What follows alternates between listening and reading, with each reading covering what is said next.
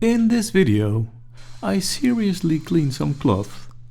I inspect a circuit board. I say hello to a speaker. And I uncrackle some pots. This is a Fender Frontman 15R amplifier, which I bought secondhand for a very decent price.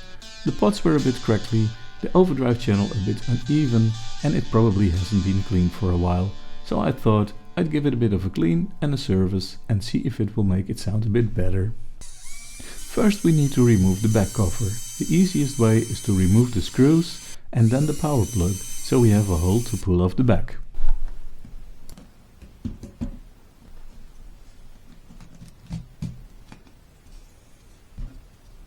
It's tight. Oh, hello.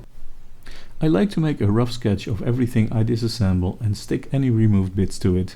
This makes it a lot easier to reassemble afterwards. No need to remember where everything went. We like to have a close look at the electronics, so let's see how we can remove it from the casing. First, let's remove these two screws screwed into the front panel.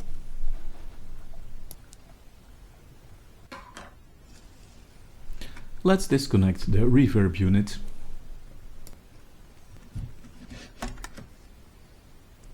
And the speaker as well. The electronics are screwed to the casing with the same screws that attaches the handle, so we're going to remove that as well.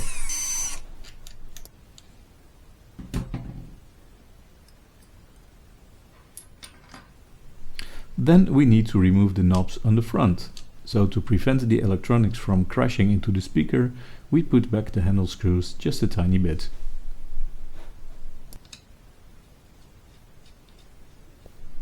To remove the knobs, we carefully persuade them with a plastic nudge tool, so we don't damage the front panel.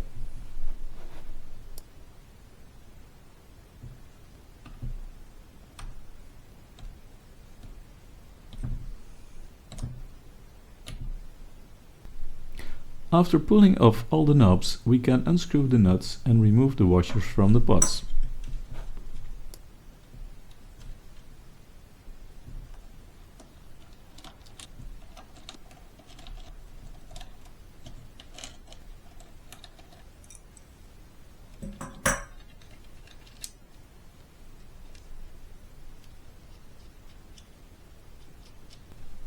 Now the electronics assembly is loose, but the reverb unit is in the way and there is no way to remove the electronics without damaging the reverb unit this way.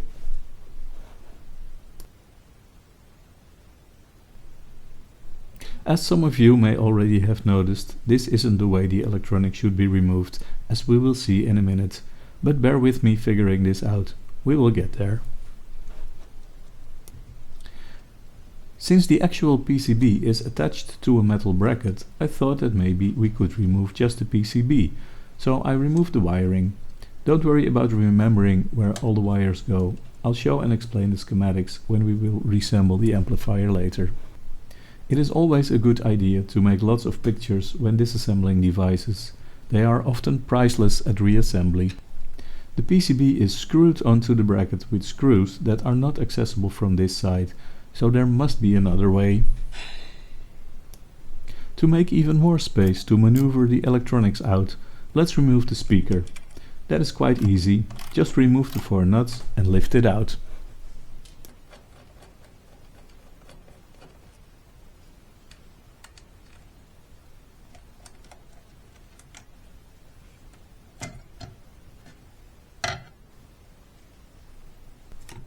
And it is still impossible to remove the electronics because of the reverb unit.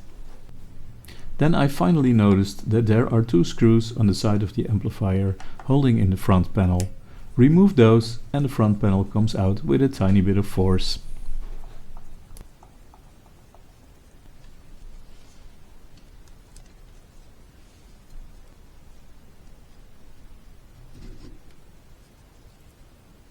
Then it becomes very easy to remove the bracket holding the PCB, so if you're disassembling your own little amp, start there.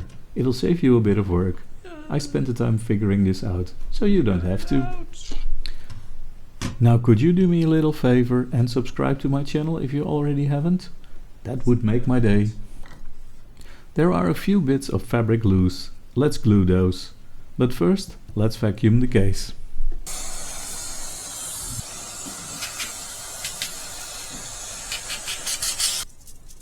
Now glue those loose bits and hold them in place with some tape and a few clamps.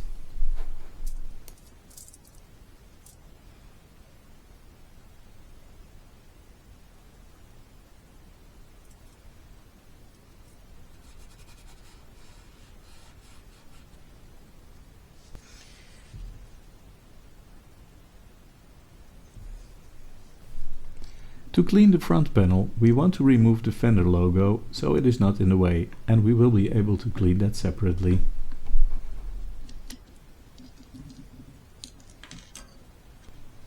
First, let's carefully vacuum the front panel with a soft brush. To seriously clean the fabric of the front panel, I'm using this upholstery cleaner for cars. It should do the trick nicely, and those turtle wax products always smell very nice, so let's make our amp not only sound good, but smell nice as well. Carefully rub it in with a soft brush.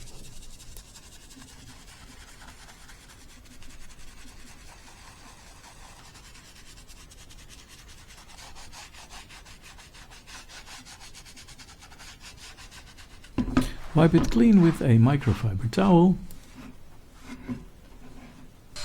And remove the rest with a vacuum cleaner. I'm using a Bissell Spot Clean Professional, which was made to vacuum water, but if you pre-dry the fabric with paper towels, you could use a regular vacuum to get it as dry as possible and prevent the wood from warping.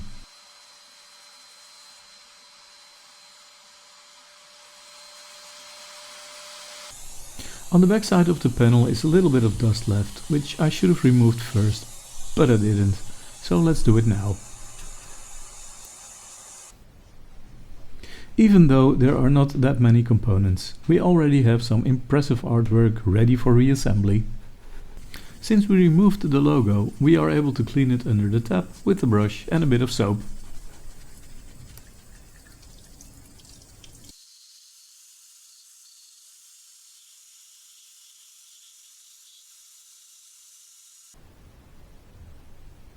OCD, anyone? Let's remove the PCB from its bracket to examine it a bit closer.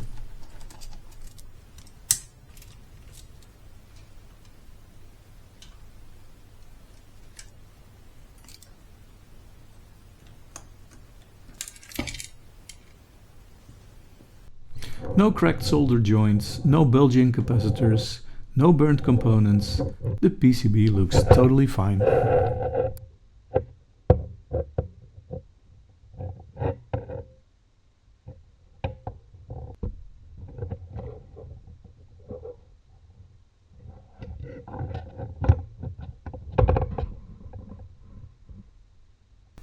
All the capacitors on the board measure the value written on them, so no need to replace any of those.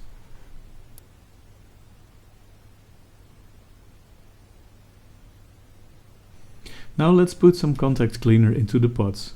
They were a bit noisy and they probably haven't been oiled since they went into this amplifier.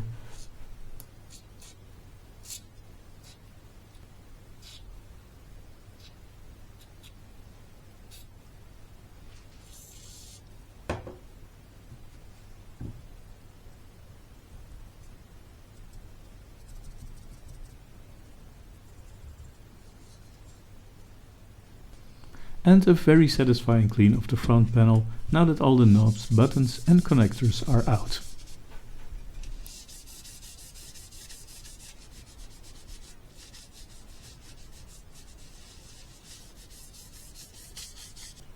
Reattach the PCB to its bracket.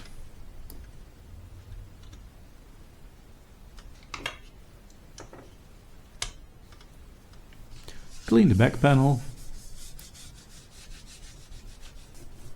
I use this lint roller to clean my blue mat. Works a treat. There's a bit of dust on the speaker and some fabric fragments, so let's remove those as well.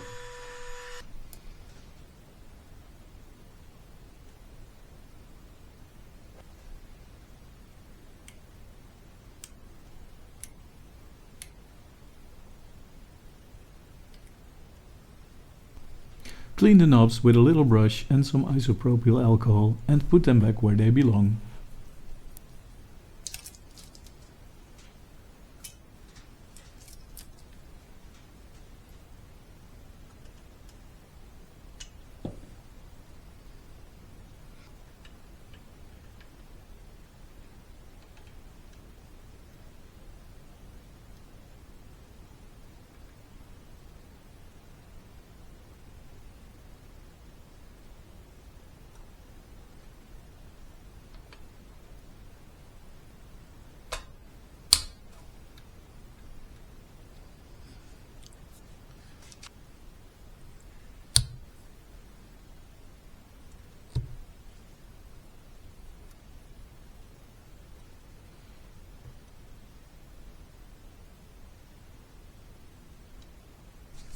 Let's give the handle a well-deserved clean as well. I'll treat it with a little bit of 303 aerospace protectant. That stuff makes everything look good.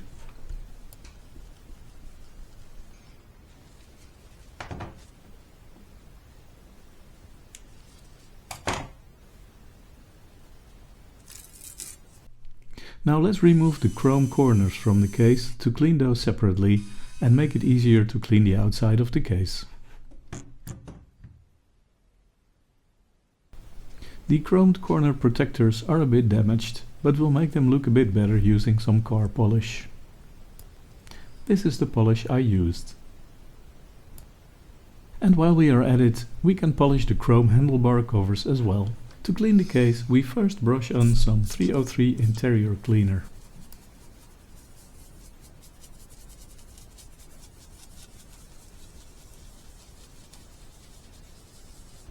And wipe it off with a microfiber towel.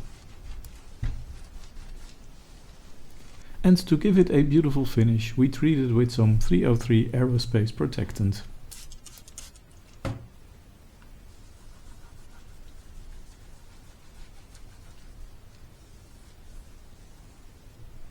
Then we reattach the shiny corner protectors.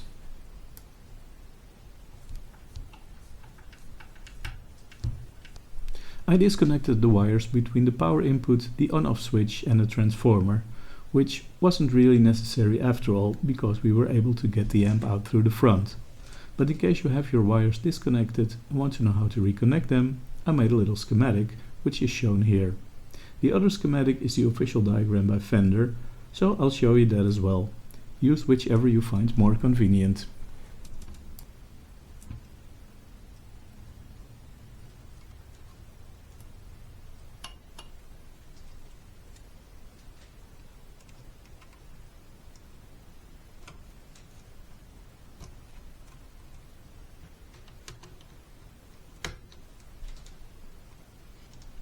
Then we can reinstall the electronics into the casing and the handle holding everything together.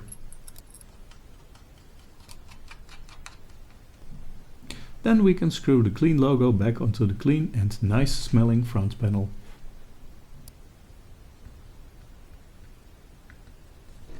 And replace the front panel starting from the bottom. It needs a little persuasion to get in there, but it will fit like a glove. Screw the electronics bracket back onto the front panel.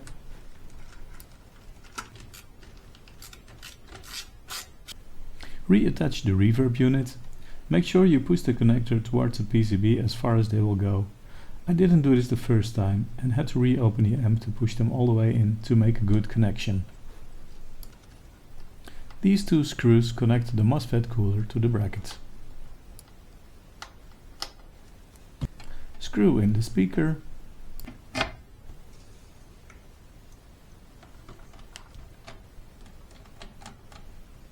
And reconnect it.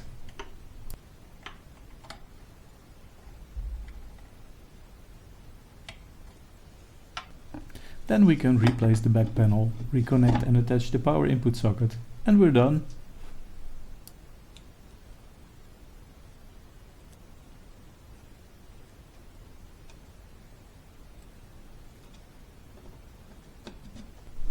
So that was a bit of work, but this little beauty will be loud and proud for at least a couple of decades more.